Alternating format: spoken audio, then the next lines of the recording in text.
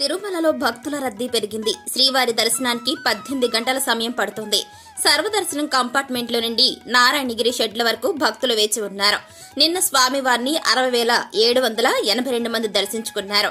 30,100 మంది తలనీలాలు సమర్పించినట్లు అధికారులు తెలిపారు. హుండీ ఆదాయం వచ్చేసి 3,53,00,000 రూపాయలు లభించినట్లు పేర్కొన్నారు. భక్తులు తిరుమలకు భారీగా తరలి వస్తున్న తరుణంలో భక్తులకు ఎటువంటి ఇబ్బందులు రాకుండా టీటీడీ అధికారులు ప్రత్యేకంగా ఏర్పాట్లు చేస్తున్నారు.